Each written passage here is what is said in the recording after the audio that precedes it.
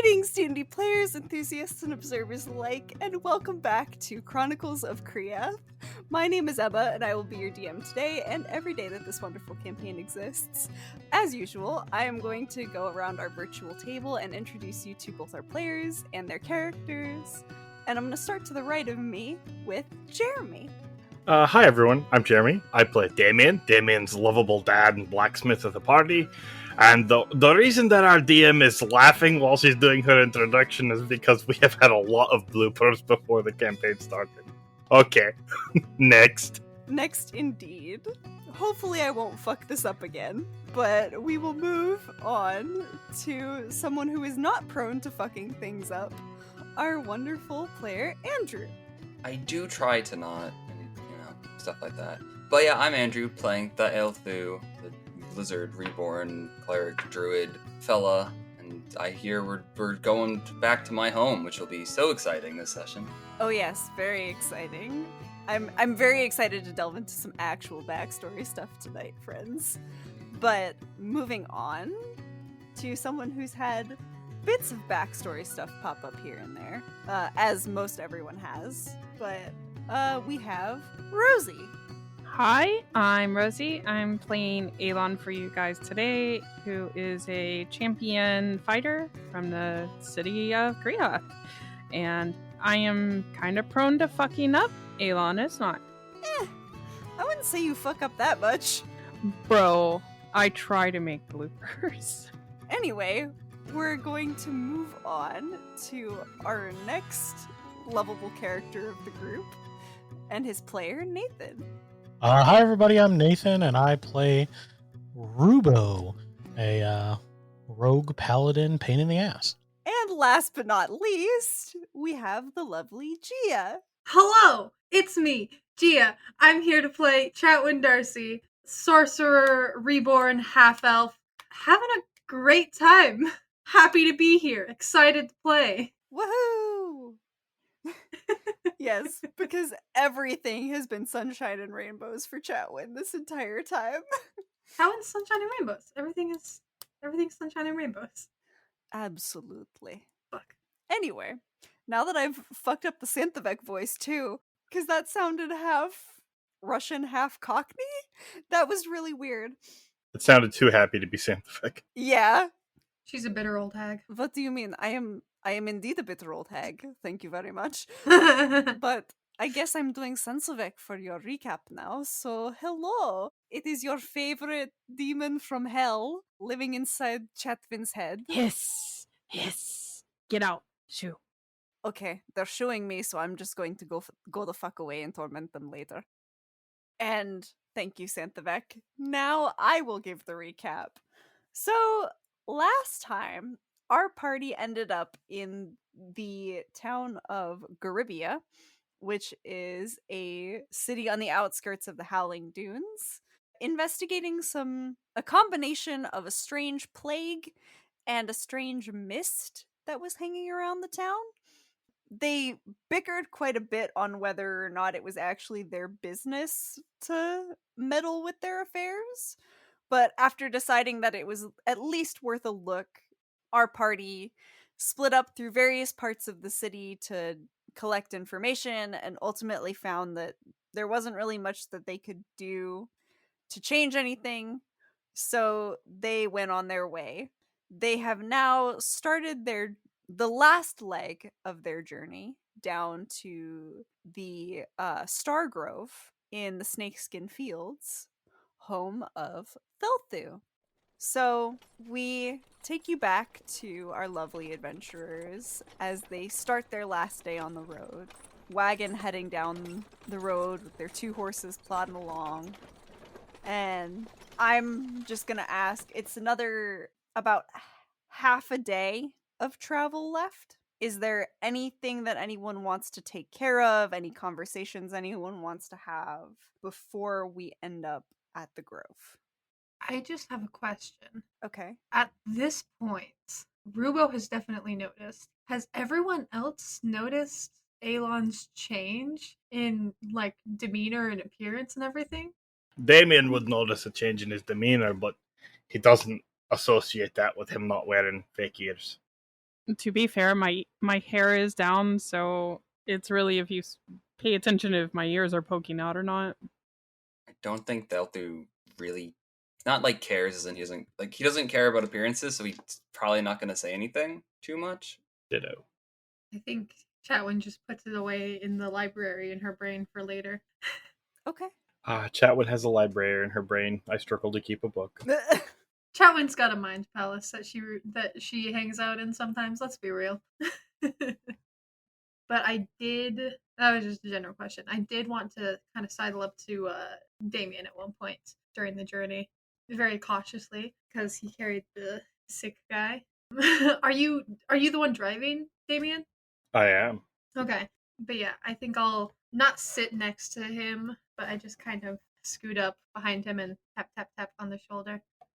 Damien, Yeah, what's up, Chatwin? you like make armor and stuff. You like make, right? I do. Not normally. Normally I make like horseshoes and nails and things, but I did make my armor I'm wearing. Oh, okay. That's great. I was never trained to be like a fighter. I don't know how to properly wear armor or anything, but I never, expected myself to be in situations where I would have to fight either. Uh, I had an idea of an invention, and nothing's set in stone yet. I still have to move some things around in my brain and actually get it written out and designed. But I don't know how to design these kinds of things, and I don't know. I just wanted to know if you would help me. All right. I could probably help with that a bit, yeah. Okay. I wouldn't say I'm very good at it, but I'm pretty good at forging things and maybe a little bit of leather working. And I mean, I'm good at puzzles and designing, and I paint and draw, and so I could probably help create blueprints. I just don't know any of the mechanical elements of forging or creating things. Oh yeah. You also want to pay attention to like making sure you've got space to move your arms and shoulder, your elbows and wrists. You're looking at like mostly leather, or are we looking for like actual armor? I'm not looking for actual armor, nothing that covers the whole body, just a little thing. Hold up my hand that has the bronze claws on it that I got from the bandit. Just this right here on my hand got me thinking of things. I'll I'll update you as I come up with the idea. I just wanted to get your general thoughts before I got my hopes up too much or made blueprints and then had nothing to do with them. All right. Are you looking to get like gauntlets you can attach those to? Not like big gauntlets, but like little ones. Well, it it also has to do with this. I'm gonna pull out a few bits of my alchemist supplies because I'm really good at this. I understand ingredients and potions, and I wanna see how that can be more to my advantage. So something like a hollow knife. Yeah, we can brainstorm. I just wanted to get your thoughts on it. Like I said before, I went too far down the rabbit hole of ideas. Well, we got quite a bit of road ahead of us. I can do some thinking as well. I might not be as smart as you, but I'm pretty good at the crafty kind of things. Yeah. I think we need both of our brains to do this, but I think it'll be worth it. All right. Yeah, give me something to work on the road. Okay, great. Great. I'm going to draw some things. I'll get back to you. Okay. I'll scamper back to where I was sitting before and dig in my satchel and take out my notebook and just start furiously drawing. Out of character, I myself had a pretty cool idea for something that an artificer would need. I would need an artificer's help on. I want to see if I can actually do it. Yeah, I'm just gonna sit and start sketching and writing down my idea. Rubo's kind of slunk off to the back of the cart at some point through the day, and he's gonna pull out his book that he got and start trying to read it. Kind of in private though. He's trying to be sneaky about it. Okay. Remind the DM of what book you grabbed. Forbidden by Fate. It's smut. The smut book? Yes. Oh my god. Yes, okay. And you're trying to be sneaky about it, so roll me a stealth check, please. That is a natural 20 Oh my god. with stealth, 22. Yeah, damn. You manage to expertly like pull your cloak as you kind of move to the back corner of the cart and set it up in a way so that it looks like you're just kind of sleeping, but in reality you've got the book open under your cloak and are like reading it like squinted almost. Perfect. But it's a very elaborate ruse, but it works because no one bothers you and you get to dive into what you believe to be the romance novel of the century, as that's what it claims on the back near the description of the book. Perfect. I'm getting right into the good, hot, and heavy parts. Mm-hmm. And it does get quite hot and heavy. You can see why this book had a waiting list at the library. Perfect. I'm just secretly in the back reading my book. Fantastic. Anyone else looking to do anything? When we stop, I would like to cook. Okay. You guys could take a break about halfway through. The horses would need a decent amount of time to stop and rest a little bit. But what are you cooking, Damien? I'm going to take some of meat and stuff that I would have bought whenever we went and got for the horses, food for the horses, and I picked up like rations for us. And I'm going to try and cook us a wicked stew because I realize Damien has had cook utensils on him the whole time. And, and I'm proficient in cook utensils, which means I have expertise in them because I'm an artificer. Well, damn. So I'm going to make a bomb-ass meal. Hell yeah, Mr. Chef. That's going to be a skill check. Or a tool check. That came out as a 26. Nice. Yeah, you put together a very delicious smelling and elaborate meal. And it smells good enough that, Rubo, you are completely pulled out of the world of your book by that smell. I pop my head out of my little cover that I made myself. I'm like, that almost smells as good as a snack. And what is that? Oh, it's just some meat stew. Can I have some? Yeah, I made it for everyone. Anyone who wants to eat any, at least. Thaelthu, Chatwin, come on, there's food. None for me, thank you. I'm busy scribbling. Oh, I've good on the good berries. Thank you, though.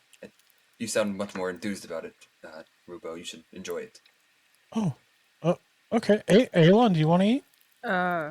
Sure. I don't mind. Aelon will scoot over, like, is it okay, Damien? Absolutely. The more the merrier. I made it for everyone. We'll have a little bit of leftovers as well. Wonderful. And you watch as Aliana kind of pokes out from behind your ponytail, Aelon, and is like, that actually does smell really good. You don't happen to have your own bowl, do you? No, but I can make one. Give me 5 minutes. All right. And she flutters off into the grass. You guys are just in grassland at the moment, but you are starting to see a large grove of trees. Most of the snakeskin fields, which is what you guys have been getting into now, is rolling grassland and hills. So you guys have kind of been going up and down most of the day as the path winds through the hills.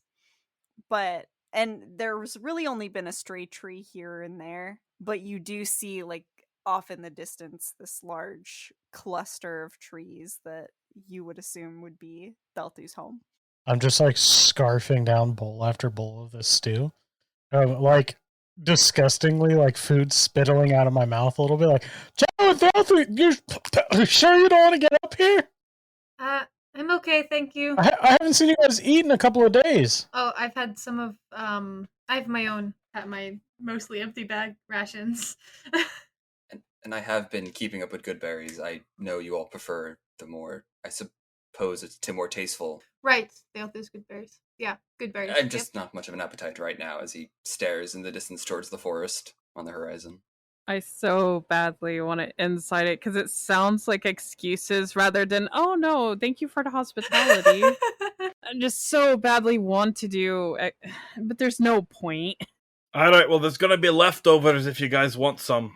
And at that point, Aliana would flutter up, having carved, like, you see that she would have literally carved, like, a small wooden bowl out of what appears to have been, like, a fallen branch. Does it look well made? Yeah. Or is it... Oh, nice. I'd look at it and be like, that's impressive. That's pretty much as good as my skills with carving wood.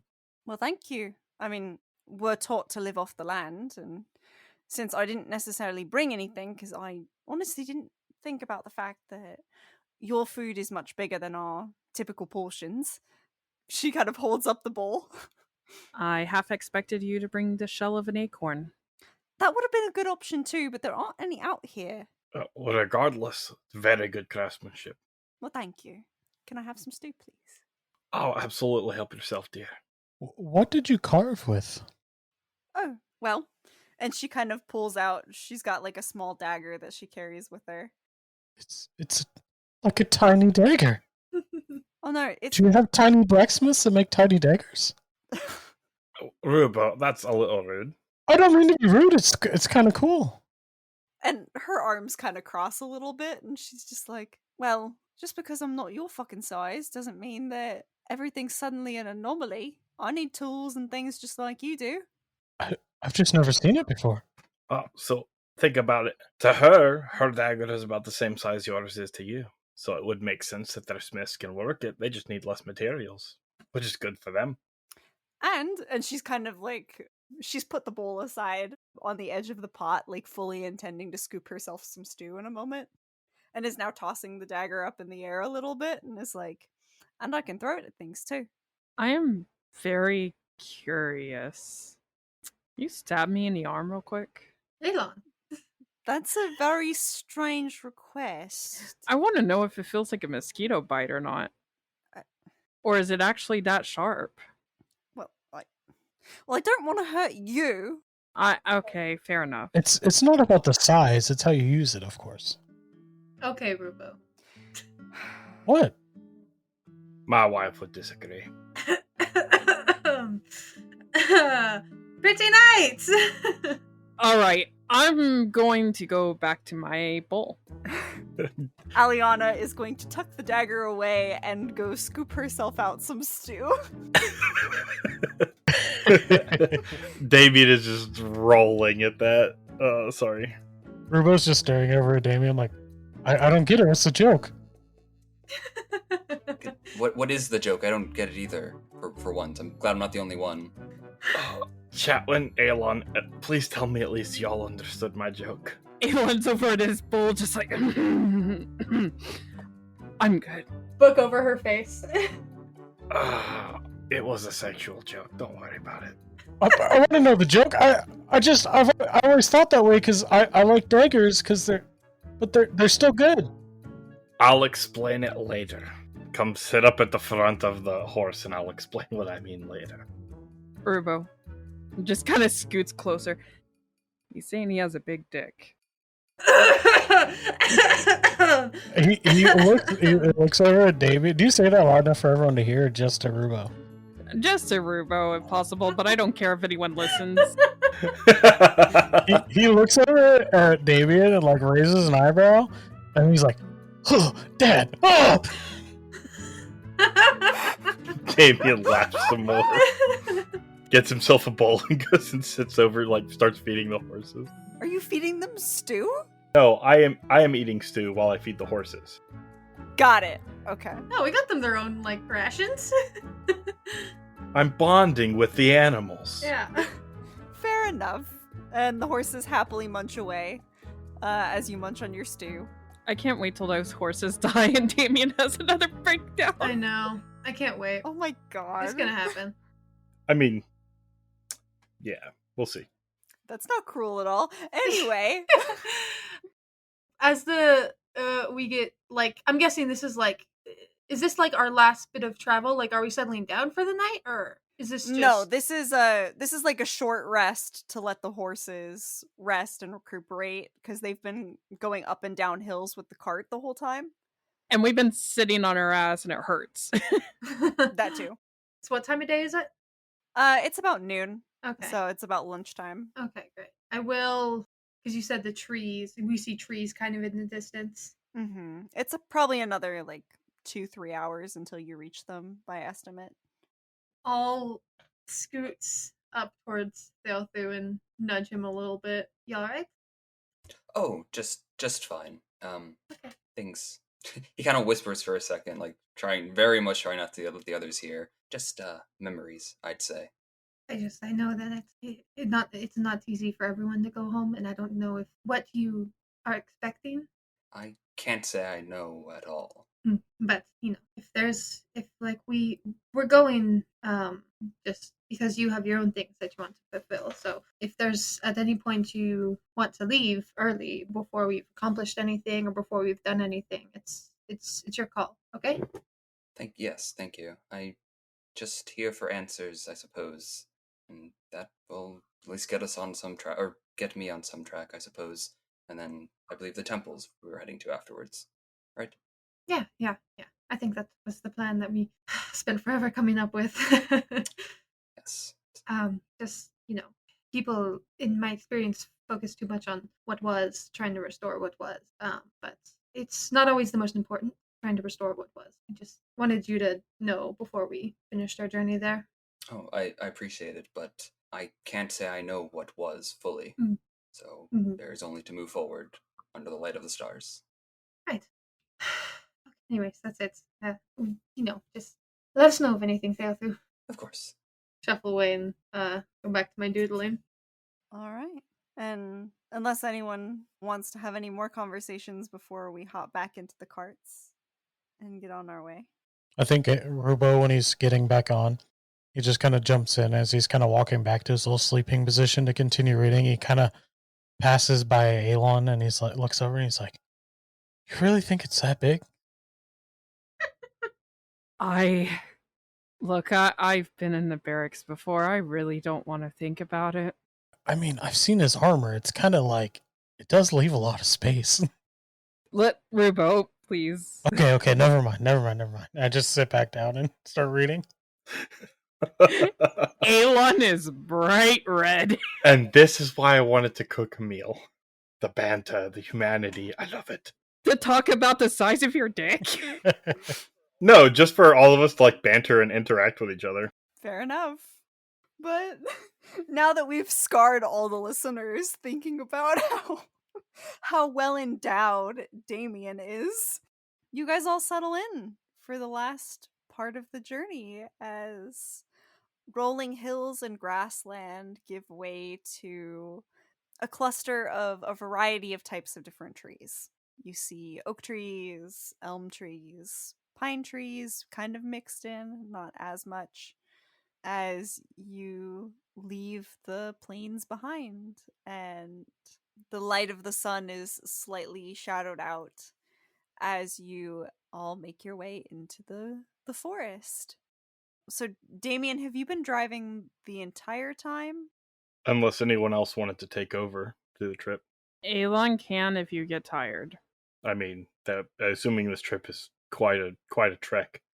It's getting on, like, you've just reached the trees, and it's like you started at around 8 a.m. It's now like 3 o'clock in the afternoon. That's not too bad. You can keep going. Okay. Then I'm gonna need, as you're sort of coming into a bit of a denser part of the forest, the cobblestone main road has become like a dirt path at this point. And I need you and anyone else who's kind of keeping an eye on the forest to go ahead and make me a perception check, please. Rubo is not. He's still in his little huddle reading. Fair enough. That'll be a 22 from me, lass. Nice. 2. Yikes. Hold on. Alon definitely is, just because of what I used to do. Just give me a moment. I rolled a natural 20.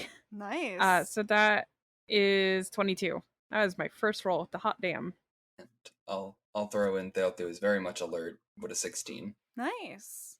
So, those of you who rolled really well, Damien, Alon, Thaelthu, you guys would very easily be able to pick up rustling and movement within the trees. Thaelthu, you wouldn't be able to make out individual figures as much, but you would know that there are multiple out there. Alon in particular, you would be able to make out the shape of like 4 or 5 different lizard folk almost like now following you, kind of moving as stealthily as they possibly can through the bushes. but you've been on high alert ever since those bandits. So yeah, Elon's just kind of go over by Damien while he's driving and very casually just kind of whispers like, "We have a few followers. They're not attacking yet, though." I noticed. I'm not sure what they are or how many, but I seen them moving. I think they're what Thaelthu are, so lizard folk. Oh, maybe Thaelthu can talk our way out of this one. Let me talk to him. And Elon kind of goes back to regular position, kind of like still acting normal. It's just like, Thaelthu. Oh yes, I presume you've also seen them. Yeah. You think we're okay? Perhaps. I can't really tell you for sure, certain. I could imagine. Well, I would think not many come out here. Okay. If they show themselves, I'm gonna ask you maybe speak up, just so we don't have another fight on our hands. Well, you wouldn't have to ask. I would have preferred not spilling their blood or ours. Exactly. Okay. Thank you. I'll keep a lookout for it now. And Elon he's just gonna keep a lookout still. And before you turn to go away or look out, he's just gonna ask, "Do you think we should at least let them know we see them? Not shouting, but It's I could." hard to say. Fair enough. Hold on. Can Elon insight watch towards them kind of and try to get an insight of whether it seems aggressive in nature or they're just being watchful? Yeah, go ahead and make me an insight check. That would be an 8. Okay.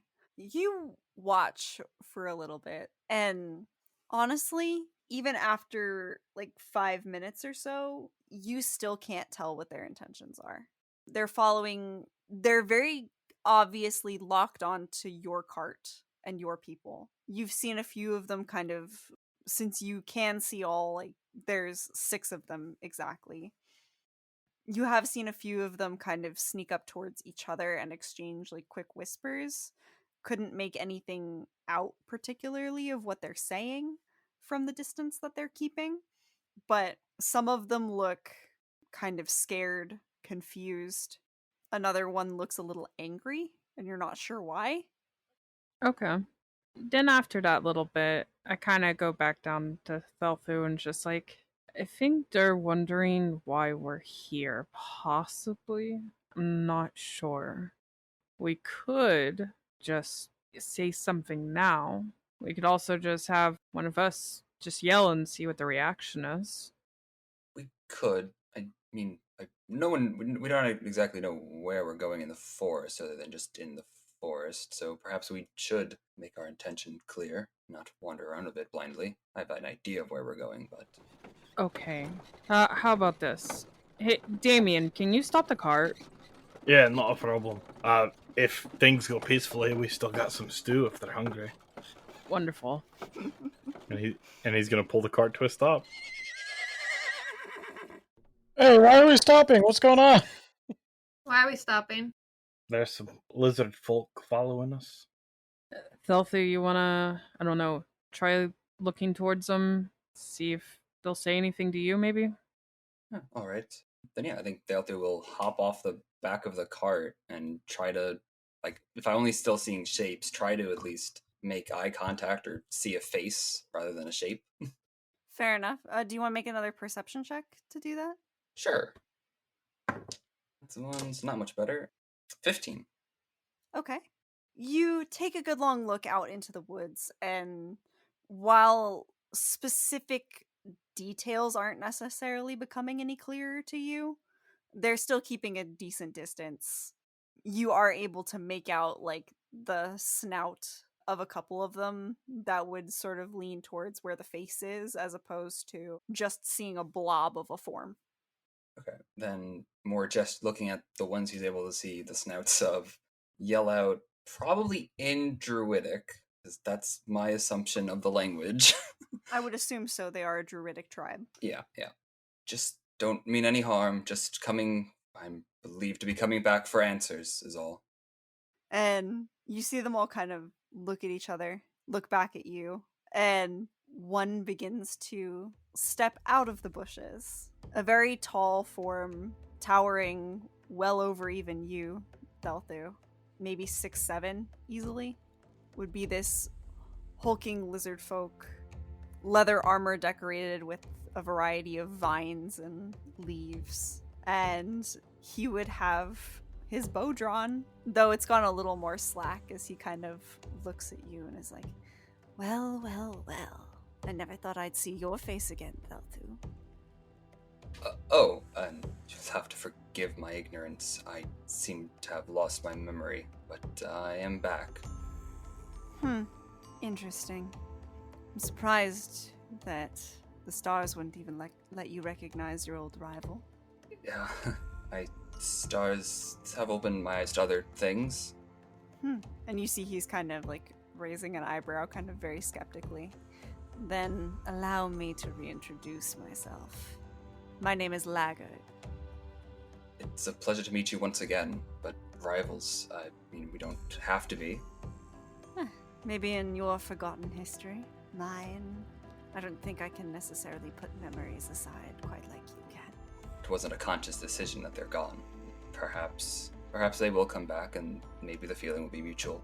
Well, you may want to hope that it happens soon. You said you came back for answers. Indeed, and I can only imagine you will not be that helpful then. Not myself, and not many in the village. They're not exactly going to be happy to see you again. And why would that be? Perhaps it's better I let a friendlier face explain. So be it. Do you remember Muttit at least? I can't say I do. And as he says the name, your mind very briefly pulls you back in, and you are shown an elderly looking, in the sense of as elderly looking as a lizard folk can get. Lizard folk about 2 or 3 inches shorter than you, at least now. She definitely towered over you still as a child, but you have some very fond memories sweep over you of her teachings. You would have seen a couple of other visions of her as well, giving valuable lessons and teaching you how to do various little things like catch fish and how to find the various constellations and things like that. All right, so I take it back, I do. Then where will I find her? Well, we can take you to her. Just me, or can the others come as well? And I'll gesture behind him. That depends. Are they trustworthy? They are. Then you will be welcomed as guests for the time. Well, then it will be, I suppose, it will be their honor, and I will work to earn my place back to be, well, not a guest, but a resident, I suppose. And he you see this look kind of wash over him. You see he's kind of getting through his head that you're not remembering anything. And he almost looks like he pities you a little bit as he simply nods and then turns back. You hear him order to the other lizard folk, they will be welcomed as guests for now. We can still follow the cart, make sure it goes the right way. I will lead out in front. And he steps away at a far enough distance that you can't quite make out what everyone, the others kind of group around him, though you see them kind of peeking over his shoulders to look at you before they speak. How did that go? Definitely taking a second to look in where the lizard folk were in the forest before turning back to answer. It could have gone better. I dare say we are guests, all of us, and I dare say just keep your guards up, but I don't know what is to come. I believe, though, it is my problem and not yours, at the very least. Okay. Thaelthu, if it was only your problem, then you would have come alone. That's why we came with you. I mean, if things turn, I don't know, in some way bad, I will not have you all put at risk for something I can't even remember doing. Listen, lad, if things turn bad, I've got your back, and so do the rest of us. That's our decision. It is. We'll cross that bridge when we get to it. We'll burn that bridge when we come to it. Perhaps not as destructive, but yes. Indeed, I would hope you wouldn't be burning anything. And you see Laggard appear again, now kind of stepping in front of the horses, who are kind of like snorting a little bit as he kind of looms in front of them. Is this common? Yes, he's speaking in common now. It's just a saying that usually if you don't figure it out and you decide to cross it later, it'll burn up anyways. Interesting. I've never heard such a saying. Are you ready to continue? He would have said that, and with your confirmation, he would begin to sort of lead a few feet in front of the horses, keeping a very steady and brisk pace, as no longer hiding, the other 5 lizard folk become very apparent as they've kind of encircled the cart. Though it doesn't seem necessarily threatening, it seems, as you watch them, they're keeping an eye out for danger, and but also like every so often like keeping an eye on you guys as well. Can I get out and walk alongside the cart? I don't want to be sitting down. All of this presence is making me nervous. You can. Little voice would chirp in your head and be like, do we really trust this? No, we're doing it for Thaelthu. Fair enough, but I hope they understand that if they start throwing things at us, we will start burning things. Maybe not burn, but we've escaped from worse. We have. I would prefer to burn things, though. The sound of burning wood is very satisfying. Okay, no, none of that. Wave her away as I walk alongside the cart. And she kind of is like, huh, fine. And you feel her dissipate in the back of your head. As you guys continue on for another 5-10 minutes or so, and the trees give way to the true grove at the center, and you see a small woodland village open up in front of you guys. What seem to be like a few people who live very simply. There's a lot less in the way of permanent shelters and more like you see wood set aside that looks like it's been set up almost like tents and tied together so that it can be folded up when it's not needed, and a bunch of sleeping mats set out like here and there. As far as more permanent structures go, you do see some like little businesses set up. They would have an area, not necessarily businesses, but like specialty areas where like there's a large pot for cooking food, and where they've set out like various blankets made of like animal pelts and such, where they're sitting and tending to meat and chopping up vegetables and things like that. They very much appear to be living off the land and utilizing it to the best of their ability. And what appears as very hustle and bustle, as you all kind of pull the cart to a stop, they also sort of stop what they're doing. All the chatter dies down, and eyes settle, a mix of concerned and confused on all of you. But there are some, Thaelthu, you would see as some eyes settle on you. There are some very surprised and mixed looks once again kind of settling on your form. This is definitely not, you don't necessarily know what you were expecting, but this is not the homecoming that you were expecting. Yeah, and I think when the cart finally stops at the center, he'll get out and go towards Laggard and just.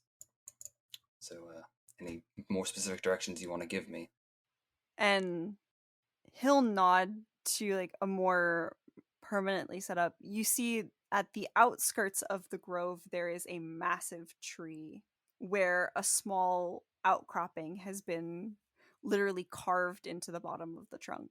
And the tree itself looks like it's no longer living necessarily, but they've made use of where it sat, and instead of knocking it down to create more space, they simply built space out of the hollowed out trunk. Well, but it resides in the oldest tree in the grove. She does most of her leading and guiding on the stars there as well. What kind of nod? I suppose it means nothing to you, but thank you. Don't thank me. And then he'll turn to everyone else and say, "You are all our guests here. I will have my slight business to attend to, but I suppose there'll be hospitality open to you." Do you want anybody to go with you? Right, are you okay alone? I should be fine. No offense. Do you see how everybody, well, most of them, are looking at you? unnerving, yes, but What if something happened, maybe? Like you killed somebody. I think you may be on a right track or some sort of it. But either way, at least this is a conversation I need to have alone, I believe. And if I did kill someone, and, well, a punishment would be just, but the stars will see my path. Okay? Just good luck. We'll take care here. I kind of nod, and is Laggard still standing around? Yeah, he's still kind of, as people are kind of coming up to him, you see again, like, they're all speaking to him in very hushed whispers. And he looks like he's. Make an insight check real quick for me. Sure. May I also make an insight check? You may. That is a 16 plus 6. Is that 22? Oh, shit. I've got a 19. Nice. Yeah, so both of you would be able to see, like, the people that are coming up to Laggard definitely are not happy about Thaelthu's presence at all. They keep glancing over their, around the side of Laggard since he towers over most people, even by lizard folk standards. At least most of the lizard folk here. And Laggard, while not necessarily, he looks very conflicted. He kind of shares their disdainful looks in some ways, but every once in a while you see kind of after they've walked away him kind of have this look of pity on his face as he looks at Thaelthu. And Thaelthu, you would pick up on a little bit of almost guilt a little bit. Could I try to, I don't know what check would this be, because there was a voice at one point in one of the visions. Could I attempt to, remember if that's the voice I heard? Are you talking about the one with the rocks? Yes, the climbing one. That would be a history check. Okay. 8 plus 6, so that's 14. You're not sure. That voice carries a similar nasal tone, but it was also a much younger voice. It could have just been that it was a child that carries the similarity. You're not sure. Damien is going to put his hand on Thaelthu's shoulder and be like, if things start to go wrong, and it's not justice, if it's revenge, do something. Anything. Make a bright light, I don't care. And come hell or high water, I will drag you out of that place. Oh, don't worry, I can always just turn into an insect and scurry away. But what if they can do the same, and they understand that, and then they just try to step on you or something? I have tricks, don't worry. Alright. You put my wife to rest. I'm going to back you up here. I owe you that much. Also, to be fair, using your logic, Thaelthu, maybe you forgetting something is part of your stars? Don't forget that. I haven't.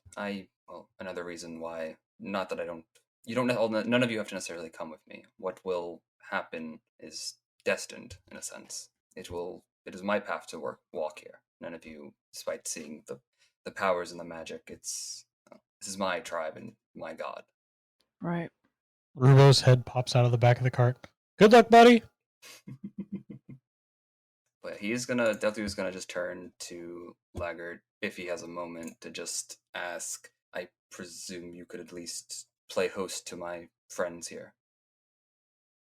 Kind of bow his head and wave isn't the right action, but probably a solemn nod to the party before heading off to the tree. All right. And you cross the field, which has now become completely silent as everyone has essentially stopped their daily tasks and sort of either you've noticed a few less faces since you gazed over the crowd or has sort of gathered to witness what's going on as you make your way over to the tree. And sort of there is almost like a curtain that's been placed over the hole that's been carved out of this massive tree. Must have lived for maybe 300 years before it finally succumbed to the elements. But as you push this animal hide curtain aside, you see in that same older lizard folk decorated by beaded necklaces and bracelets of various types, spines down her back sort of cracked and showing their age a bit more from years of life and wear and tear. But she doesn't necessarily seem to have noticed your presence. She's very deep in meditation. Well, if she's in meditation, I think he's gonna wait. Not to be rude. Okay. You would wait a good 5 more minutes or so, kind of taking in the area that's been carved out of the trunk. You do see to the left side of the space a shrine to Horikosh. And above it, another hole cut in the trunk, almost as if to be like a window to view the stars at night. And as Mutit opens her eyes, the right of which looks slightly glassier now, she kind of blinks a little, takes you in. Thaelthu? Is that you? Indeed it is. Back once more for lessons, in a sense. And you see this grin kind of cross her face as her bones sort of crack a little bit as she stands. But she very quickly crosses the space and sort of pulls you into almost a death grip of a hug as she goes, "By the stars, I never thought I'd see you again." To very gently and hesitantly return the hug, but I wish I could say the same. I mean that as I seem to have not known, or rather I seem to have forgotten almost everything. And she kind of pulls away a little bit, looks up at you. What do you mean, child? How much is almost everything? Well, I don't remember what happened to me fully. I don't remember our home here. I've only just remembered your name, and well, Laggert had to reintroduce himself. But I, of course, remember the stars. And you remember your teachings? Some, as they come back to me. What do you remember about the stars, child?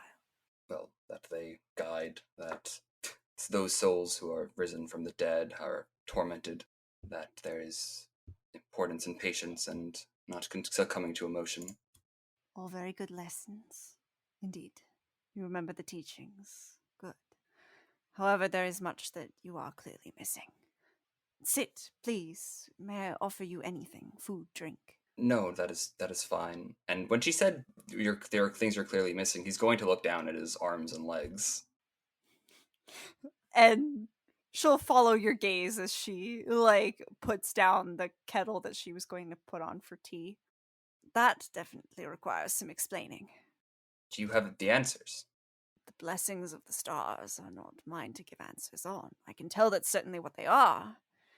But how is it different than, kind of not knowing exactly what to say, kind of holds up her arm? No, that they're as normal as they were, besides, well, blessings, as you said. And you can still grasp things properly. Oh, yes, and he'll unstring the bow he has and just, not really spin it around, but, move it around. And she'll look at the bow and be like, that's a fine make of weapon. Did you make that? No, I was given to by the Fae. It is a strange tale. The what? What is a fae? I don't rightly know myself. All I know is we were in a place that time worked very differently. Strange. Definitely never heard of that one. My companions, some of them didn't either. We have someone from there with us, perhaps. That is asking too much. But answers, please. Of course. There are many answers to find. How much have you forgotten? Not about the teachings, about yourself. Well, besides that I had studied under you, that I had climbed or was climbing, and, well, my name, I suppose, is all that really is what is there. In some ways, the stars have been merciful. In other ways, not so much. Come, sit. And she'll gesture to... There are places laid out on the floor for, group meditation as well. Then, yeah, you would go and sit. And you'll see that they've sort of made their own candles as well. She'll light a couple up on the shrine to Horikosh and come take a seat across from you. There's much to explore, young Thaelthu, if we're going to bring back what was lost. I would rather you see it with your own eyes.